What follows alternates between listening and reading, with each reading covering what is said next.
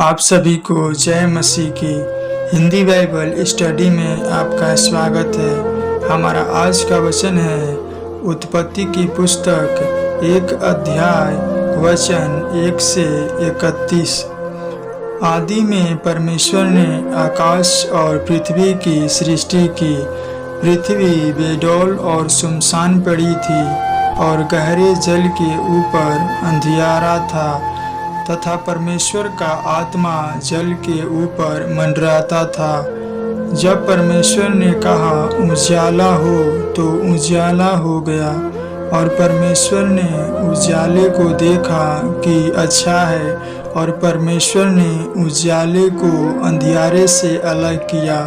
और परमेश्वर ने उजियाले को दिन और अंधियारे को रात कहा, तथा सांझ हुई फिर भोर हुआ। इस प्रकार पहला दिन हो गया। फिर परमेश्वर ने कहा जल के बीच एक ऐसा अंतर हो कि जल 2 भाग हो जाए। तब परमेश्वर ने एक अंतर बनाकर उसके नीचे के जल और उसके ऊपर के जल को अलग अलग किया, और वैसा ही हो गया।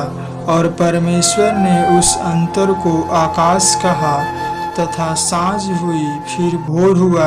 इस प्रकार दूसरा दिन हो गया। फिर परमेश्वर ने कहा आकाश के नीचे का जल एक स्थान में इकट्ठा हो जाए और सूखी भूमि दिखाई दे, और वैसा ही हो गया। परमेश्वर ने सूखी भूमि को पृथ्वी कहा, तथा जो जल इकट्ठा हुआ उसको उसने समुद्र कहा। और परमेश्वर ने देखा कि अच्छा है। फिर परमेश्वर ने कहा पृथ्वी से हरी घास तथा बीज वाले छोटे छोटे पेड़ और फलदायी वृक्ष भी, जिनके बीज उन्हीं में एक एक की जाति के अनुसार है, पृथ्वी पर उगे, और वैसा ही हो गया। इस प्रकार पृथ्वी से हरी घास और छोटे छोटे पेड़, जिनमें अपनी अपनी जाति के अनुसार बीज होता है, और फलदायी वृक्ष, जिनके बीज एक एक की जाति के अनुसार उन्हीं में होते हैं, उगे। और परमेश्वर ने देखा कि अच्छा है, तथा सांझ हुई फिर भोर हुआ। इस प्रकार तीसरा दिन हो गया।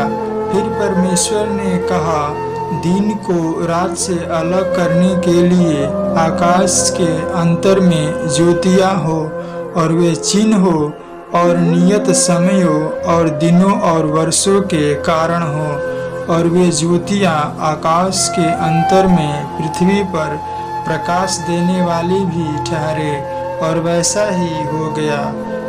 तब परमेश्वर ने 2 बड़ी ज्योतियाँ बनाई। उनमें से बड़ी ज्योति को दिन पर प्रभुता करने के लिए, और छोटी ज्योति को रात पर प्रभुता करने के लिए बनाया, और तारागण को भी बनाया।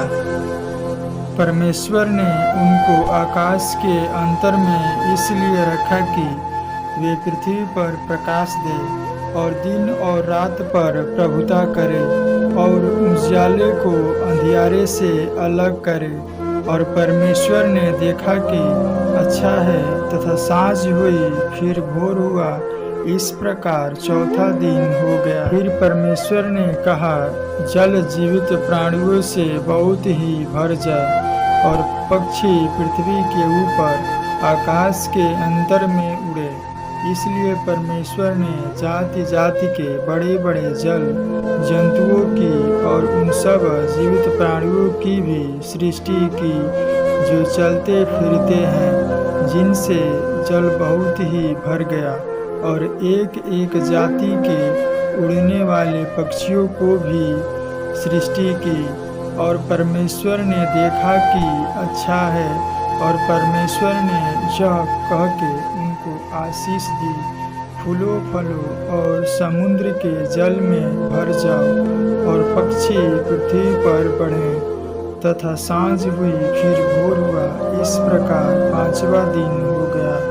फिर परमेश्वर ने कहा पृथ्वी से एक एक जाति के जीवित प्राणी अर्थात घरेलू पशु और रेंगने वाले जंतु और पृथ्वी के वन पशु जाति जाति के अनुसार उत्पन्न हो, और वैसा ही हो गया। इस प्रकार परमेश्वर ने पृथ्वी के जाति जाति के वन पशुओं को और जाति जाति के घरेलू पशुओं को और जाति जाति के भूमि पर सब रेंगने वाले जंतुओं को बनाया, और परमेश्वर ने देखा कि अच्छा है। परमेश्वर ने कहा, हम मनुष्य को अपने स्वरूप के अनुसार अपनी समानता में बनाएं, और वे समुद्र की मछलियों और आकाश के पक्षियों और घरेलू पशुओं और सारी पृथ्वी पर और सब रेंगने वाले जंतुओं पर जो पृथ्वी पर रेंगते हैं